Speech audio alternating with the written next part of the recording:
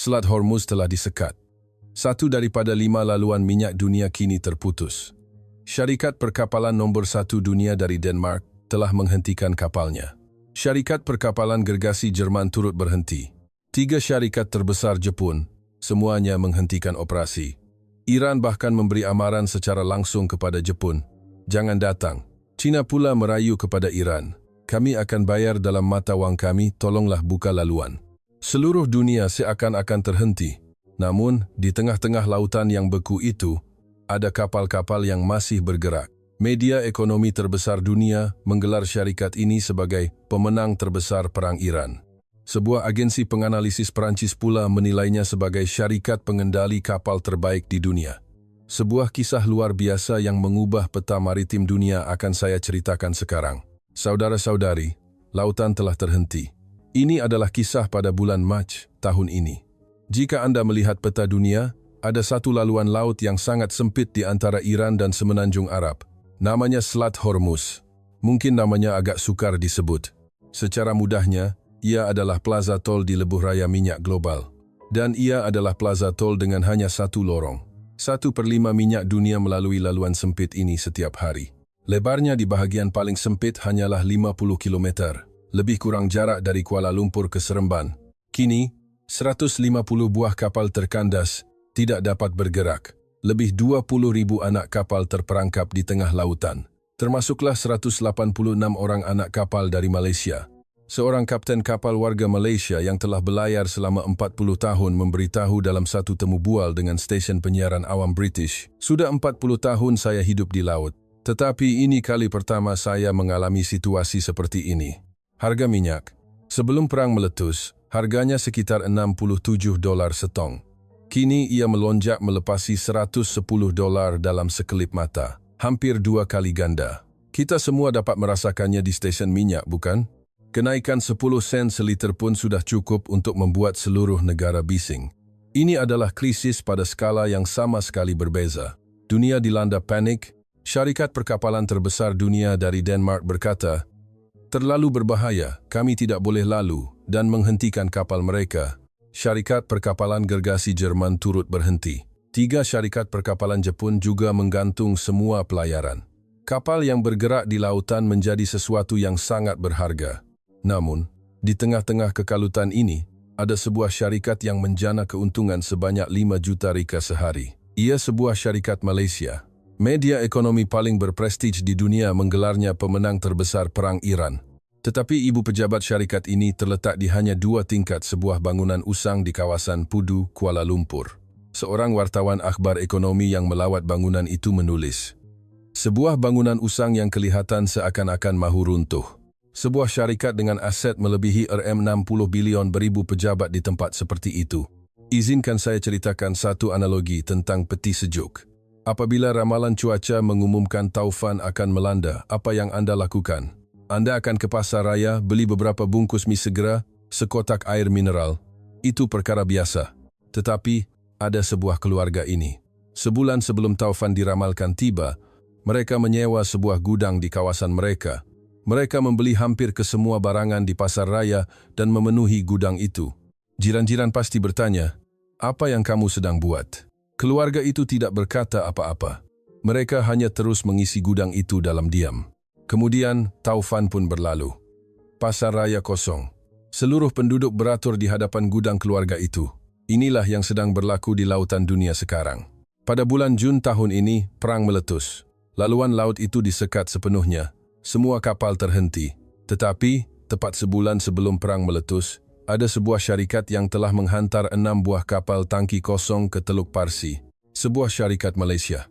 Sebaik sahaja perang bermula, seluruh dunia beratur di hadapan syarikat ini. Sewa untuk sebuah kapal ini, 5 juta sehari. Dan syarikat ini kini mengendalikan 150 buah kapal. Syarikat yang saya sebutkan tadi. Syarikat di 2 tingkat bangunan usang di Pudu. Apa sebenarnya yang telah dilakukan oleh syarikat ini? Dan mengapa hanya Malaysia yang mampu bertahan dalam krisis ini? Hari ini, saya akan ceritakan segalanya dari awal hingga akhir.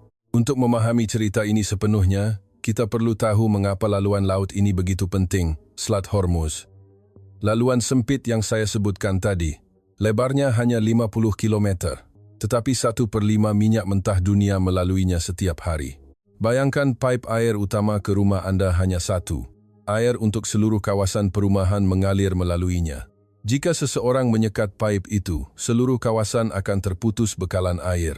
Itulah yang benar-benar berlaku pada bulan Februari tahun ini. Pada 28 Februari, Amerika Syarikat dan sekutunya melancarkan serangan udara ke atas Iran. Laporan menyebut pemimpin tertinggi Iran terkorban. Kor Pengawal Revolusi Iran segera mengisytiharkan Selat Hormuz ditutup sepenuhnya. Ini bermakna mana-mana kapal yang melalui laluan sempit ini akan diserang. Ia bukan sekadar ugutan kosong. Serangan benar-benar bermula. Sejak perang meletus, sekurang-kurangnya 15 buah kapal telah diserang di perairan ini. Seorang anak kapal terkorban. Kapal-kapal menjadi takut untuk bergerak. Jumlah kapal yang melalui selat itu berkurangan sebanyak 70%. Di laluan yang dahulunya dilalui 10 buah kapal, kini hanya 3 yang berani melintas. Sistem GPS juga tidak berfungsi. Ingat lagi kapten kapal dari Malaysia yang ditemu bual oleh stesen penyiaran British tadi? Beliau berkata, "Kami tidak boleh menggunakan GPS, jadi kami terpaksa mengemudi dengan mengagak kelajuan kapal." Mereka menganggarkan kedudukan mereka berdasarkan kelajuan kapal dan kedalaman air. Ia seperti berjalan di tengah lautan dengan mata tertutup. Bekalan air juga menjadi kebimbangan. Walaupun ada sistem penapisan air di atas kapal, ia memerlukan kapal untuk bergerak. Oleh kerana mereka terkandas, sistem itu tidak dapat dihidupkan. Kapten itu menambah, "Kami terpaksa mencatu penggunaan air seminimum mungkin dalam semua urusan. Jika ada yang sakit, kami tidak boleh ke hospital." Seluruh anak kapal hidup seolah-olah berjalan di atas lapisan ais yang nipis. Tetapi masalahnya bukan itu sahaja. Lihatlah negara-negara di dalam selat ini. Arab Saudi, Kuwait, Emiria Arab Bersatu. Negara-negara pengeluar minyak terbesar dunia semuanya berada di situ. Telaga minyak bukanlah seperti pipe air yang boleh ditutup begitu sahaja. Sekali digerudi, minyak akan terus keluar, walaupun sedikit. Jika ditutup secara tiba-tiba, telaga minyak itu sendiri boleh rosak. Minyak terus keluar, tetapi kapal tidak boleh berlayar. Jadi apa yang mereka lakukan? Mereka mengisi minyak ke dalam kapal tangki dan membiarkannya terapung di laut. Kapal-kapal itu menjadi gudang terapung. Jadi, di lautan ini sekarang, ada kapal yang terkandas kerana tidak dapat keluar dari selat. Ada kapal yang berlabuh kerana digunakan sebagai storan minyak. Dan ada kapal yang terpaksa mengambil laluan lain yang lebih jauh. Keperluan terhadap kapal meningkat bukan secara penambahan, tetapi secara pendaraban. Harga minyak juga menjadi gila. Jumlah minyak yang benar-benar didagangkan secara fizikal setiap hari adalah sekitar 100 juta tong. Tetapi ada satu lagi jenis dagangan di mana tiada minyak fizikal bertukar tangan, hanya angka di skrin komputer. Seperti pasaran saham, orang bertaruh pada harga minyak. Jumlah dagangan maya ini mencecah 2,5 bilion tong sehari. 25 kali ganda jumlah minyak sebenar. Ini bermakna, sebelum bekalan minyak benar-benar berkurangan, para pelabur yang ketakutan telah menaikkan harga terlebih dahulu. Harga itu dicipta oleh ketakutan. Dalam situasi ini, negara manakah yang paling berisiko? Taiwan. Taiwan mengimport 96% daripada tenaganya. Simpanan minyak mereka hanya cukup untuk 8 hingga 11 hari. Separuh daripada tenaga elektrik mereka dijana oleh gas, dan mereka telah menutup loji tenaga nuklear mereka. Dalam 10 hari, bekalan mereka akan habis. Apa yang ada di Taiwan? Negara itu mempunyai kilang semikonduktor yang sangat banyak. Jika bekalan elektrik terputus, kilang-kilang itu akan terhenti. Rantaian bekalan semikonduktor global akan terjejas. Seluruh dunia gempar. Namun di tengah-tengah ribut ini, keadaan di Malaysia agak berbeza. Anda mungkin mula risau, bukan? Walaupun Malaysia adalah negara pengeluar minyak, ekonomi kita masih sangat bergantung pada kestabilan harga minyak global dan laluan perkapalan antarabangsa. Tentunya kita juga dalam bahaya, bukan? Tetapi, jika kita melihat dari sudut yang berbeza, gambaran yang muncul adalah sebaliknya. Simpanan Rizab Petroleum Strategik Malaysia berjumlah kira-kira 190 juta tong. Mungkin Anda tidak dapat membayangkan jumlahnya. Ada sebuah badan bernama Agensi Tenaga Antarabangsa, IEA. Badan ini menguruskan tenaga global. IEA mengesyorkan agar setiap negara menyimpan rizab untuk sekurang-kurangnya 90 hari, persediaan untuk 3 bulan. Jumlah yang disimpan oleh Malaysia cukup untuk 208 hari. Bukan 3 bulan, tetapi hampir 7 bulan, lebih 2 kali ganda daripada jumlah yang disyorkan. Ia adalah antara 6 yang terbanyak di dunia. Ibaratnya, sekolah menyuruh bawa bekal untuk 3 bulan, tetapi Malaysia membawa bekal untuk 7 bulan. Walaupun kita pengeluar minyak, simpanan kita lebih banyak daripada negara lain. Di manakah minyak ini disimpan? Bukan di atas tanah. Ia disimpan di dalam gua bawah tanah yang digali di bawah bukit. Terdapat 9 lokasi di seluruh negara. Fasiliti simpanan gergasi yang dibina dengan mengorek batuan dasar bawah tanah. Batuan dasar ini adalah lapisan batu yang sangat keras. Mereka mengorek batu ini untuk membina gua-gua yang amat besar. Mengapa perlu bersusah payah menyimpannya di bawah tanah? Pertama, ia selamat walaupun dibom. Jika berlaku kebakaran, ia tidak akan musnah kerana terletak jauh di dalam tanah. Kedua, suhunya sentiasa stabil. Minyak boleh rosak jika suhunya meningkat. Di dalam tanah, suhunya hampir tidak berubah, sama ada musim panas atau sejuk. Ketiga, minyak tidak akan meresap keluar. Air bawah tanah dari luar akan menekan ke dalam melalui rekahan batuan.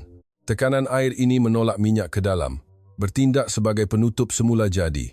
Ia boleh digunakan hampir selama-lamanya. Sekali dibina, ia boleh bertahan berpuluh-puluh, malah beratus-ratus tahun. Mengapa kita melakukan semua ini? Kita perlu kembali ke tahun 1979. Ketika itu, dunia mengalami lonjakan harga minyak yang gila, dikenali sebagai kejutan minyak.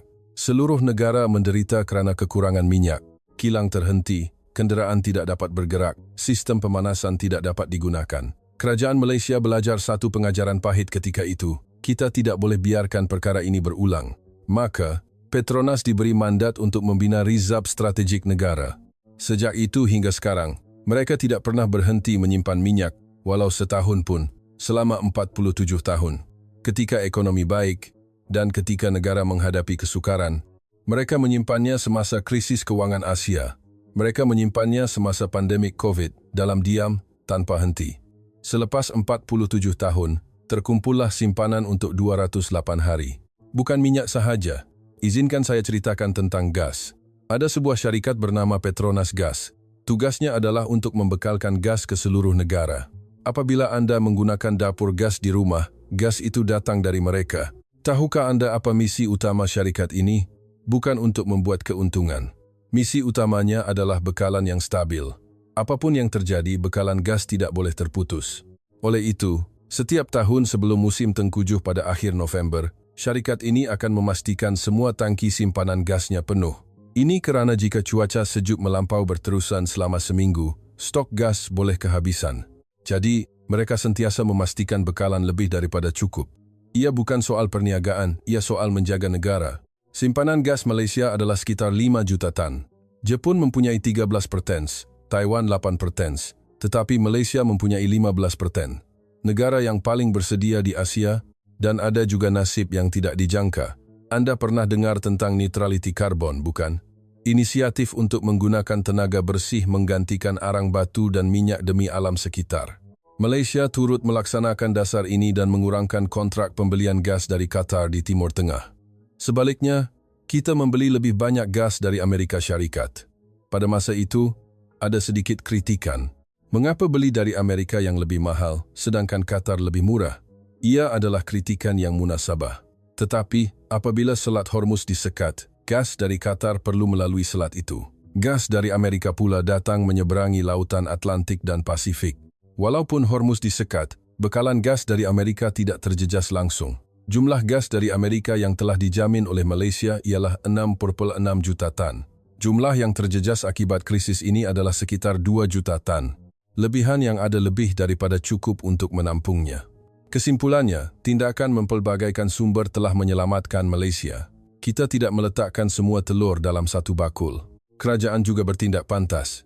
Satu perjanjian dicapai dengan Emiria Arab Bersatu untuk membawa masuk 24 juta tong minyak mentah secara kecemasan.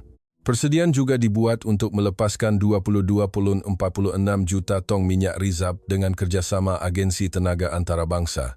Sekatan ke atas operasi loji janakuasa arang batu ditarik balik dan jadual penyelenggaraan loji tenaga nuklear diselaraskan. Semua langkah yang boleh diambil telah diambil. Mengapa ini begitu penting? Satu analisis baru-baru ini menunjukkan, jika sekatan Hormuz berterusan selama 3 minggu sahaja, kos pengeluaran sektor pembuatan Malaysia akan meningkat lebih 5%. Jika 3 bulan, ia akan meningkat hampir 12%. Kos berkaitan arang batu dan petroleum akan melonjak lebih 80%. Jadi, mempunyai rizab untuk 208 hari bukan sekadar bermakna kita ada banyak minyak. Ia bermakna kilang-kilang tidak akan terhenti. Ia bermakna pekerjaan akan terpelihara. Ia bermakna ekonomi kita mampu bertahan. Ingat cerita tentang Taiwan tadi? Rizab, 8 hari. Malaysia, 208 hari. Taufan yang sama melanda, tetapi satu rumah tidak mempunyai payung, manakala satu lagi mempunyai payung, baju hujan dan but getah. Ini bukan berlaku kerana nasib. Ia mungkin kerana ada orang yang telah membuat persiapan dalam diam selama 47 tahun. Ada orang yang mengorek perut bumi untuk membina gua. Ada orang yang memastikan tangki simpanan sentiasa penuh setiap kali sebelum musim sejuk. Mereka adalah insan yang tidak dikenali. Wajah mereka tidak pernah muncul di berita. Simpanan 208 hari yang mereka kumpulkan, itulah yang menjadi perisai Malaysia hari ini. Tetapi, saudara-saudari, perisai Malaysia bukan hanya rizab minyak. Di tengah-tengah krisis ini, satu keajaiban yang tidak dijangka sedang berlaku. Di tengah-tengah Kuala Lumpur, ada satu kawasan bernama Pudu. Hanya 5 minit berjalan kaki dari stesen LRT. Di antara bangunan-bangunan tinggi, ada sebatang lorong lama. Di lorong itu, ada sebuah bangunan bernama Bangunan Kenanga. Sebuah bangunan usang 2 tingkat. Seorang wartawan akhbar ekonomi yang melihat sendiri bangunan itu menulis, sebuah bangunan usang yang kelihatan seakan-akan mahu runtuh. Papan tandanya pun tidak jelas. Orang yang tidak tahu pasti akan melepasinya tanpa sedar. Tetapi syarikat yang menduduki 2 tingkat bangunan ini mempunyai aset melebihi 60 bilion. Ia berada di kedudukan ke-32 dalam senarai syarikat terbesar di Malaysia. Ia mempunyai 28 anak syarikat dan mengendalikan 150 buah kapal di seluruh lautan dunia. Namanya Syarikat Perkapalan Sinomas. Dalam bahasa Inggris, ia dipanggil Sinomas. Biasanya, syarikat sebesar ini akan mempunyai bangunan pencakar langit yang gah di KLCC atau Bangsar, bukan? Dengan kaunter penyambut tetamu di lobi dan berpuluh-puluh lift. Tetapi syarikat ini tidak begitu. Tahukah anda mengapa? Kerana pengasasnya, seorang lelaki bernama Tan Sri Jalil Hashim. Beliau dilahirkan pada tahun 1948 di sebuah kampung kecil di Kedah. Beliau adalah graduan Akademi Laut Malaysia, Alam, dalam bidang nautika. Kehidupannya bermula di lautan. Selepas tamat pengajian, beliau mula belayar. Bermula sebagai pegawai dek ketiga. Pegawai dek ketiga adalah pangkat pegawai paling rendah di atas kapal. Dari membersihkan dek, menguruskan kargo, hinggalah bertugas di anjungan, tiada kerja yang tidak dilakukannya. Dari situ, beliau naik pangkat satu persatu. Pegawai dek kedua, pegawai dek pertama, dan akhirnya kapten. Kerjayanya dibina di atas gelora ombak, bukan di dalam pejabat. Beliau adalah orang yang tangannya berbau air laut. Pada tahun 1989, beliau menubuhkan sebuah syarikat di Hong Kong. Ia adalah usaha sama dengan sebuah syarikat logistik besar dari China bernama Sinotrans. Nama syarikatnya menarik, Sinomas. Sino diambil dari China, dan Mas melambangkan Malaysia. Nama Inggrisnya, Sinomas, adalah gabungan Sino dari China dan Ma dari Malaysia. Impian kerjasama Malaysia-China terkandung dalam namanya. Perniagaan mula berjalan. Ia adalah perniagaan mengangkut kargo antara Malaysia dan China. Perlahan-lahan, ia mula bertapak kukuh. Tetapi pada tahun 1998, satu malapetaka besar melanda, krisis kewangan Asia. Ketika seluruh negara bergoncang, syarikat dan bank tumbang satu persatu. Pada masa itu, rakan kongsi dari China tiba-tiba berkata, kami mahu tarik diri. Mereka cuba melarikan diri kerana takut wang mereka terperangkap. Ia adalah zaman di mana semua modal asing lari keluar dari Malaysia. Ia boleh difahami. Tetapi jika ini berlaku, syarikat itu akan musnah. Para pekerjanya akan hilang pekerjaan. Apa yang Tan Sri Jalil lakukan? Beliau menggunakan seluruh harta kekayaannya untuk membeli kesemua saham syarikat Cina itu. Seluruh harta kekayaannya. Tanpa ragu-ragu. Beliau boleh sahaja melarikan diri. Seluruh negara sedang runtuh. Tiada siapa akan menyalahkannya jika beliau turut sama menarik diri. tetapi beliau memilih untuk tinggal di atas kapal. Malah, beliau membuat pertaruhan yang lebih besar. Daripada melompat dari kapal Sinomas yang sedang karam, beliau mengambil alih kemudinya. Beliau terkenal dengan satu falsafah. Bila ada duit lebih, beli kapal. Jangan sesekali beli bangunan atau hartanah. Selama 30 tahun, beliau hidup dengan prinsip ini. Apabila ada wang, beliau sepatutnya boleh membeli bangunan. Beli bangunan dan kutip sewa, hidup lebih senang. Tetapi beliau tidak berbuat demikian. Apabila ada wang, beliau beli kapal. Apabila ada wang lagi, beliau beli kapal lagi. Selama 30 tahun. Pada tahun 2000, beliau merintis laluan perkapalan kontena antara Pelabuhan Klang dan China.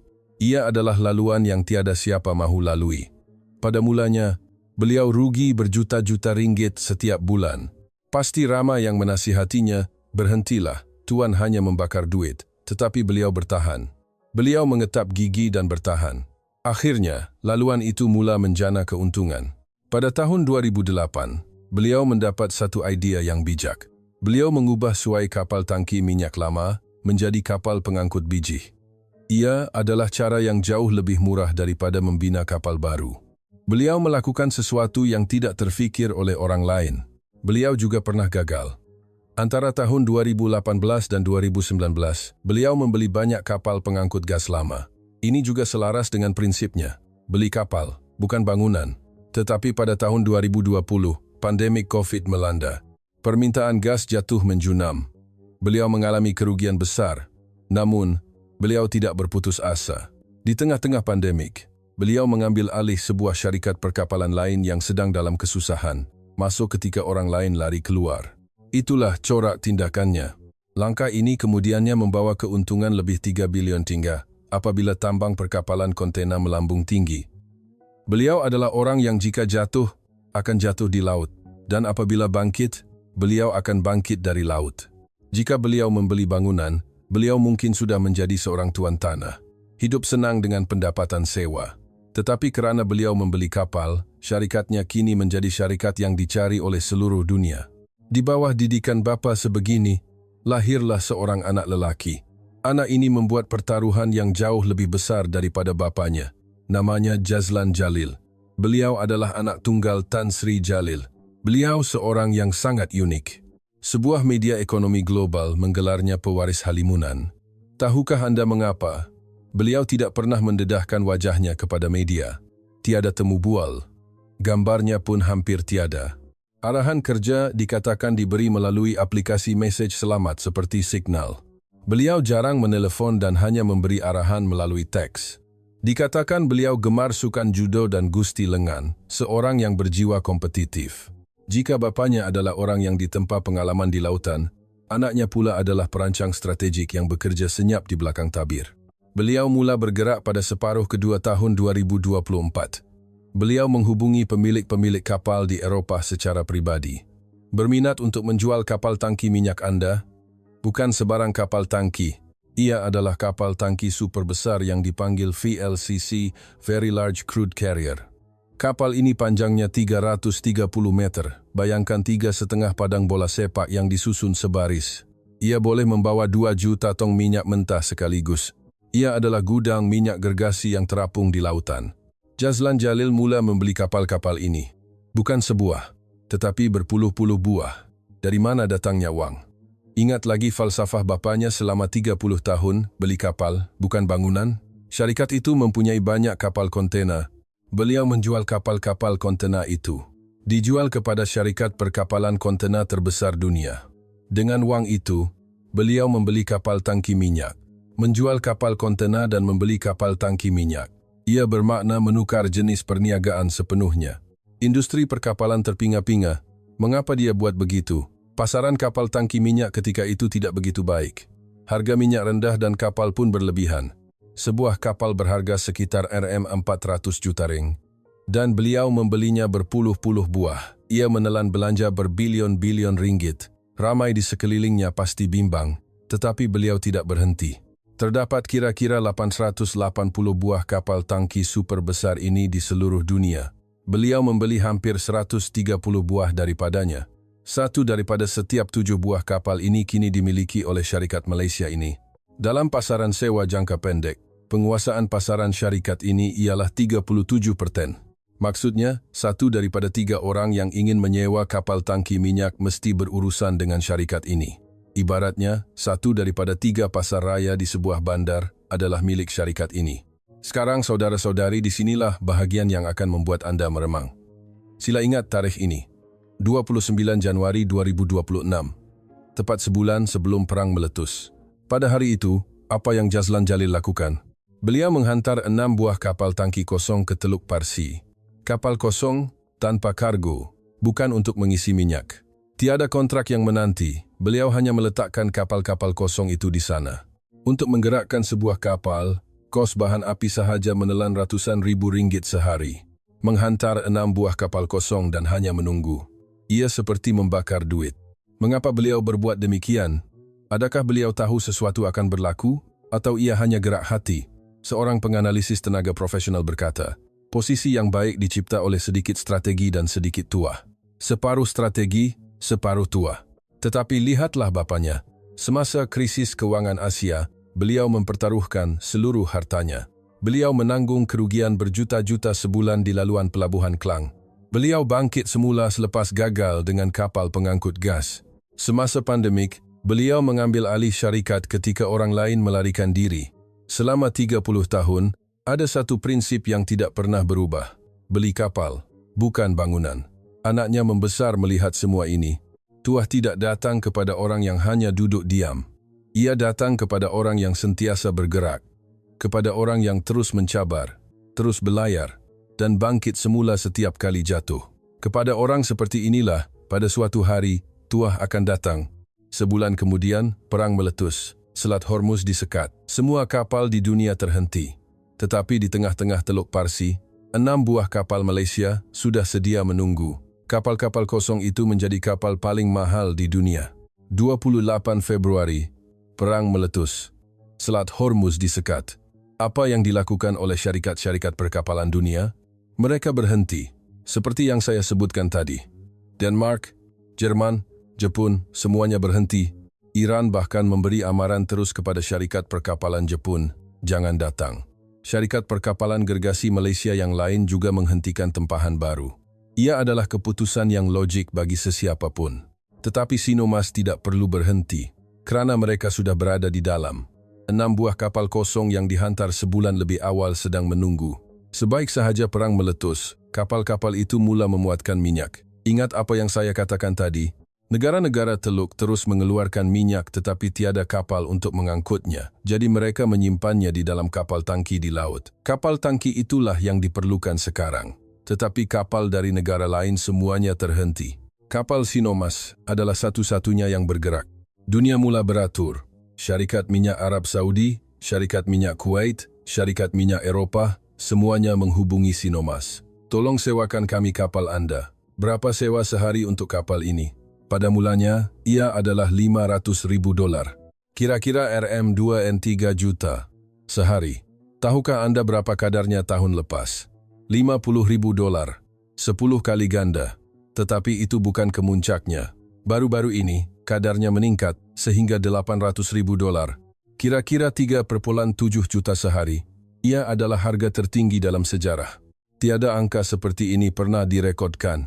Pada tahun 1980-an, semasa Perang Iran-Irak, harga sewa kapal tangki juga dikatakan mencapai paras tertinggi. Harga tertinggi ketika itu ialah $100,000 sehari. Sekarang, 8 kali ganda, yaitu $800,000. Mungkin Anda masih tidak dapat membayangkannya. Biar saya berikan satu perbandingan. Sebuah kapal ini membawa minyak dari Arab Saudi ke Shanghai, China. Perjalanan sehala mengambil masa 26 hari. Tambang yang diterima untuk 26 hari itu adalah sekitar 95 juta ringgit. Sebuah kapal, satu perjalanan, 95 juta ringgit. Cukup untuk membeli sebuah kondominium mewah di pusat bandar Kuala Lumpur. Ingat lagi berapa harga beli kapal ini? Kira-kira 400 juta ringgit sebuah. Tetapi dengan pendapatan 2,3 juta ringgit 3 ringgit. 7 juta sehari. Dalam masa 6 bulan, kos kapal itu dapat dilunaskan sepenuhnya. Beli kapal RM400 juta. Dan dalam 6 bulan, modalnya kembali. Selepas 6 bulan, kapal itu ibarat percuma. Semua pendapatan yang dijana adalah keuntungan bersih. Ada lagi yang menarik. Harga kapal tangki minyak terpakai sekarang lebih mahal daripada kapal baru. Sebuah kapal terpakai berusia 5 tahun kini berharga lebih 600 juta. Kapal terpakai lebih mahal daripada kapal baru. Ini kali pertama ia berlaku dalam 18 tahun. Ini kerana jika Anda menempah kapal baru sekarang, Anda hanya akan menerimanya 3 tahun lagi. Limbungan kapal mempunyai terlalu banyak tempahan tertunggak. Mereka perlu mengangkut minyak sekarang, mereka tidak boleh menunggu 3 tahun. Jadi kapal yang sedia untuk digunakan menjadi sangat berharga. Sama seperti kereta terpakai menjadi lebih mahal daripada kereta baru dalam keadaan terdesak. Jika situasi ini berterusan selama 6 bulan, anggaran keuntungan Sinarmas ialah 30 bilion. Ia adalah pendapatan tahunan bagi kebanyakan syarikat gergasi. Tetapi, ada satu lagi cerita menarik di sini. Tahukah Anda negara mana yang sebelum ini menguasai pasaran kapal tangki minyak? China. China adalah pembeli minyak terbesar di dunia. Jadi, syarikat-syarikat perkapalan China mempunyai banyak kapal tangki untuk mengangkut minyak itu. Syarikat perkapalan terbesar China dan syarikat-syarikat lain menguasai pasaran. Kami beli minyak paling banyak, jadi kami punya kapal paling banyak. Itulah pemikiran mereka. Tetapi apabila Sinarmas mula memborong kapal tangki, syarikat-syarikat China cuba bertindak balas tetapi sudah terlambat. Kami juga perlu cari lebih banyak kapal, tetapi sudah tiada. Semua kapal yang ada di pasaran telah dibeli oleh Sinarmas. Mereka tidak dapat berbuat apa-apa. Sebuah syarikat Malaysia kini memiliki 14% daripada keseluruhan kapal tangki dunia. Dari sudut pandangan China, ia adalah situasi yang janggal. Mereka menggunakan minyak paling banyak, tetapi kapal yang mengangkut minyak itu dikawal oleh sebuah syarikat Malaysia. Jadi China mencari jalan lain. Mereka pergi kepada Iran. Baru-baru ini, satu berita muncul. Iran dikatakan telah mencadangkan kapal dari negara yang membayar minyak dalam mata wang yuan China akan dibenarkan melalui Selat Hormuz. Jika Anda bayar guna duit China, kami akan buka laluan. Iran memihak kepada China. Dilaporkan 8 negara kini sedang berunding mengenai syarat ini.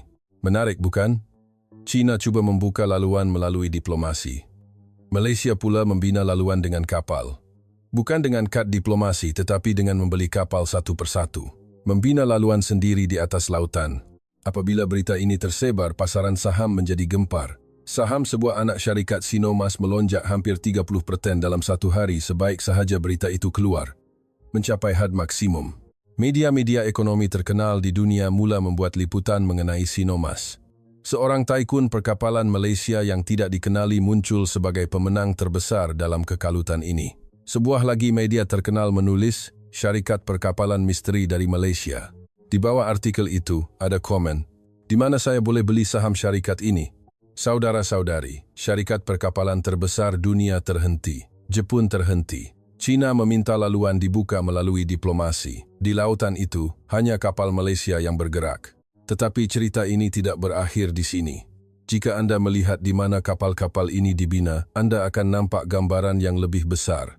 Mari kita imbas kembali. Setakat ini, kita tahu bahawa Malaysia mempunyai simpanan minyak untuk 208 hari dan sebuah syarikat bernama Sinarmas telah mengubah permainan dengan memborong kapal tangki. Tetapi ada satu lagi perkara yang perlu Anda lihat. Siapa yang membina kapal-kapal tangki itu? Kebanyakannya adalah kapal yang dibina di limbungan kapal Malaysia. Ini bermakna, kapal yang dibina oleh Malaysia, dibeli oleh syarikat perkapalan Malaysia untuk mengangkut minyak yang akan datang ke Malaysia. Dari pembuatan, operasi, hingga destinasi, semuanya Malaysia. Tahukah Anda keadaan industri pembinaan kapal Malaysia sekarang? Terdapat 3 limbungan kapal utama di Malaysia. Jumlah tempahan tertunggak di ketiga-tiga limbungan ini bernilai kira-kira RM420 bilion. Untuk mudah faham, walaupun ketiga-tiga limbungan ini bekerja tanpa henti selama 3,5 tahun, mereka masih tidak dapat menyiapkan semua tempahan. Tanpa cuti hujung minggu, tanpa cuti perayaan, selama 3,5 tahun. Jika Anda menempah kapal sekarang, Anda mungkin akan menerimanya pada tahun 2029. Perlu menunggu bertahun-tahun. Tetapi orang sanggup menunggu. Mengapa? Bukan kerana tiada pilihan lain. Kerana ia mesti dari limbungan kapal Malaysia. Rahsianya, kita perlu kembali ke tahun 1972. Ketika itu, limbungan kapal moden pertama di negara ini ditubuhkan Itulah permulaan industri pembinaan kapal Malaysia. Sejak itu hingga kini, selama 52 tahun, limbungan kapal Malaysia tidak pernah terlewat menyerahkan kapal walau sekalipun. Tarikh penyerahan adalah tarikh yang dijanjikan untuk menyiapkan dan menyerahkan kapal. Membina sebuah kapal mengambil masa 3 tahun. Dalam 3 tahun, banyak perkara boleh berubah. Harga keluli boleh naik, kadar pertukaran mata wang boleh berubah. Tiada siapa tahu apa yang akan berlaku. Namun mereka tetap menyerahkan kapal pada harga yang dijanjikan dan pada tarikh yang dijanjikan. Selama 52 tahun, janji itu tidak pernah dimungkiri. Inilah yang dinamakan kepercayaan, sesuatu yang tidak boleh dibeli dengan wang. Dan di sekitar limbungan kapal Malaysia, ada sesuatu yang istimewa. Di kawasan perindustrian di Johor, Perak dan Pantai Timur, dalam jarak 1 atau 2 jam perjalanan, syarikat keluli, syarikat jentera, syarikat elektrik, syarikat cat, dan syarikat pipe semuanya berkumpul. Semua komponen yang diperlukan untuk membina kapal ada di situ. Ibarat membeli belah di pasar raya, komponen yang diperlukan boleh didapati dengan serta-merta. Di negara lain, untuk mendapatkan satu komponen, ia perlu dihantar dengan kapal. Di Malaysia, ia hanya memerlukan sebuah lori. Itulah sebabnya Malaysia boleh membina kapal dalam 3 tahun, manakala negara lain memerlukan 4 tahun. Kapal yang sama, tetapi Malaysia setahun lebih pantas. Izinkan saya ceritakan tentang kapal pengangkut gas. Ia dipanggil kapal pengangkut LNG. Ringkasnya, ia adalah kapal yang membawa gas yang disejukkan pada suhu 163 darjah Celcius. Suhu 163 darjah Celcius adalah jauh lebih sejuk daripada Antartika. Di dalam kapal itu ada tangki yang perlu menahan kesejukan yang melampau ini. Tahukah Anda berapa toleransi ralat kimpalan pada tangki ini? 2 mm, setebal 2 helai rambut. Jika ralatnya lebih sedikit sahaja, gas akan bocor. Jika gas bocor, kapal akan meletup.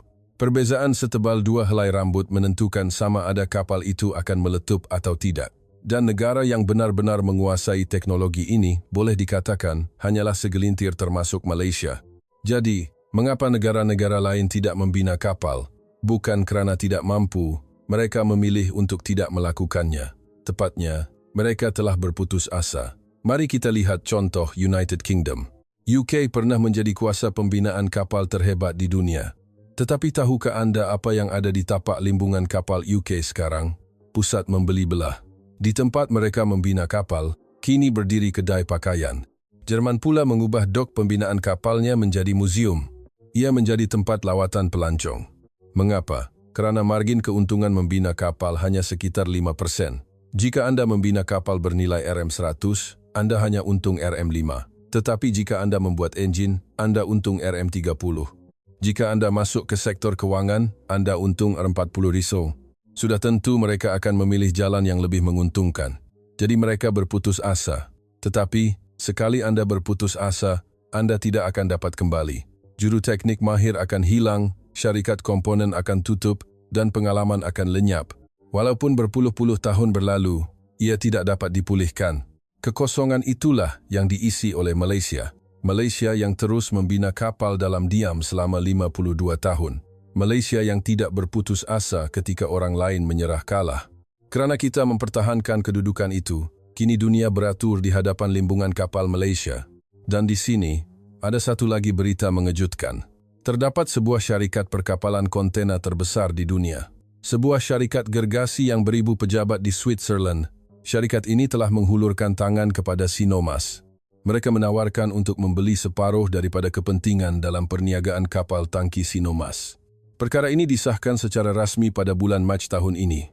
Syarikat perkapalan nombor 1 dunia datang mencari sebuah syarikat Malaysia yang beribu pejabat di 2 tingkat bangunan usang di Pudu, Kuala Lumpur. Mengapa mereka datang? Kerana keupayaan untuk mengendalikan kapal-kapal ini ada pada Malaysia. Tahukah Anda apa gelaran yang diberikan oleh agensi penganalisis perkapalan terkenal Perancis kepada Sinomas? Super Operator. Maksudnya, syarikat pengendali kapal terbaik di dunia. Seorang pemerhati industri memberi komen, bagi syarikat perkapalan nombor 1 dunia, jika mereka cuba membeli kapal sendiri, harganya pasti mahal. Melalui Sinomas, mereka boleh mendapatkannya pada harga yang jauh lebih baik. Ia adalah situasi menang-menang. Syarikat yang ditinggalkan sendirian semasa krisis kewangan Asia. 28 tahun kemudian, syarikat nombor 1 dunia datang mencari untuk bekerja sama. Mari saya rumuskan.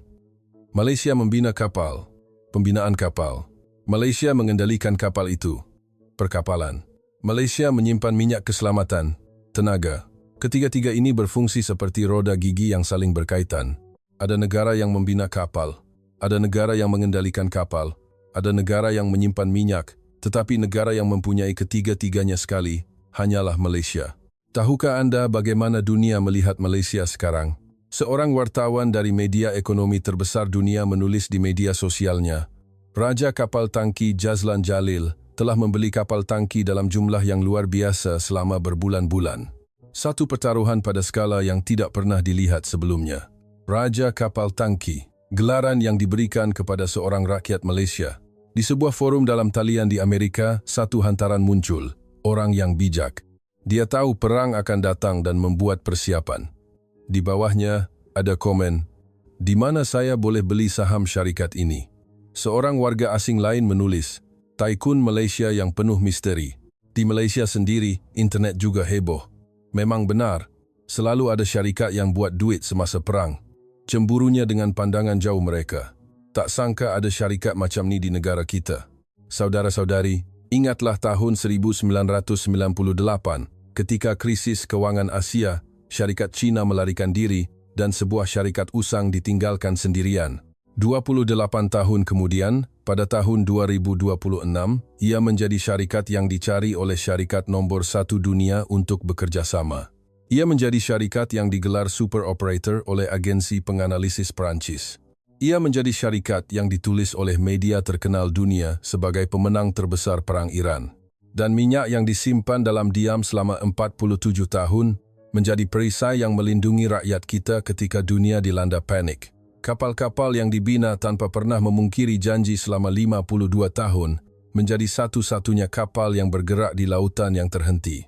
Ini bukan kejayaan seorang dua. Ia adalah hasil kerja para juru teknik yang pada jam 4 pagi hanya sempat menjamah sebungkus mie segera sebelum kembali bekerja di bawah percikan api kimpalan. Ia adalah hasil kerja mereka yang menyimpan minyak tanpa suara di 9 pangkalan rizab di seluruh negara selama 47 tahun. Ia adalah hasil kerja anak-anak kapal kita yang pada saat ini masih bertahan di perairan Selat Hormuz mencatu setiap titis air. Semua insan ini yang melakukan kerja mereka dalam diam di posisi masing-masing, kerja keras mereka itulah yang terkumpul dan membina Malaysia hari ini. Di atas lautan yang terhenti, hanya kapal Malaysia yang bergerak. Inilah Malaysia kita. Kita telah melakukannya, dan kita akan terus melakukannya. Jika cerita ini menyentuh hati Anda, sila tinggalkan komen Malaysia boleh. Terima kasih.